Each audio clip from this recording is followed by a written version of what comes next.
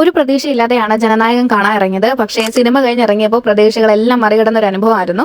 ദളപതി വിജയുടെ അതിഗംഭീരമായ screen പ്രസൻസും അനിരുദ്ധിന്റെ mass ബിജിയും ചേർന്നപ്പോൾ തിയേറ്ററിലുണ്ടായ അനുഭവം വാക്കുകളിൽ വിവരിക്കാൻ കഴിയാത്തതാണ്. മൊബൈൽ സ്ക്രീനിൽ സിനിമ കണ്ടവർക്ക് നഷ്ടമായത് ഈ ഒരു തിയേറ്റർ എക്സ്പീരിയൻസ് തന്നെയാണ്.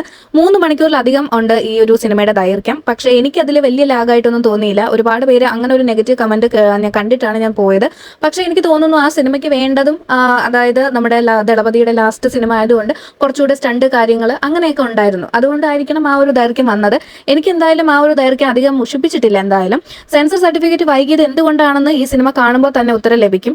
പിന്നെ മമിതയുടെ പ്രകടനം വളരെ മികച്ചതായിരുന്നു. മലയാളത്തിലെ ഒരുപാട് നടിമാരും ഇതിനകത്ത് അഭിനയിക്കുന്നുണ്ട്. അത് കാണുമ്പോൾ തന്നെ നമുക്ക് കുറച്ചുകൂടെ ഒരു അറ്റാച്ച്മെന്റ് തോന്നും ആ സിനിമയോട്. ഇമോഷണൽ രംഗങ്ങളെല്ലാം വളരെ നന്നായിട്ട് നമുക്ക് കണക്ട് ആവുന്നുണ്ട്. വില്ലൻ കഥാപാത്രങ്ങളും എല്ലാം ഭയങ്കര നല്ല രീതിയിലാണ് അവതരിപ്പിച്ചിരിക്കുന്നത്. ആക്ഷൻ, ഡാൻസ്, മാസ്, മൊമെന്റ് എല്ലാം തന്നെ ടോപ്പ് ലെവലായിരുന്നു. എനിക്ക് തോന്നി ഏക നെഗറ്റീവ് ഗ്രാഫിക്സിൽ ചെറിയൊരു പെശകും കാര്യങ്ങളൊക്കെ ഉണ്ടായിരുന്നു. അതും കുറച്ചുകൂടിയൊക്കെ മെച്ചപ്പെടുത്താമായിരുന്നു. എനിവേ നല്ല തന്നെയായിരുന്നു. പിന്നെ മൊബൈലിൽ കണ്ട നെഗറ്റീവ് റിവ്യൂ മാത്രം വിശ്വസിച്ച് സിനിമയെ വിലയിരുത്തുന്നവരോട് ഒരു കാര്യം മാത്രമേ പറയാനുള്ളൂ. സിനിമ അത് തിയേറ്ററിൽ തന്നെ അനുഭവിക്കേണ്ട ഒരു കലാരൂപം തന്നെയാണ്. അത് അത്രയ്ക്കും സൂപ്പർ ആയിരുന്നു. എല്ലാ കാര്യങ്ങളും സൗണ്ട് എഫക്റ്റ് ഇതെല്ലാം മൊബൈലിൽ നമുക്ക് കിട്ടില്ല. തിയേറ്ററിൽ തന്നെ പോയി കാണണം. ഇപ്പോൾ കുടുംബത്തോടും സുഹൃത്തുക്കളോടും ചേർന്ന് തിയേറ്ററിൽ പോയി ആഘോഷിച്ച് ആസ്വദിക്കാവുന്ന ഒരു കിടിലൻ മാസ് എന്റർടൈൻമെന്റ് ആണ് ജനനായകൻ.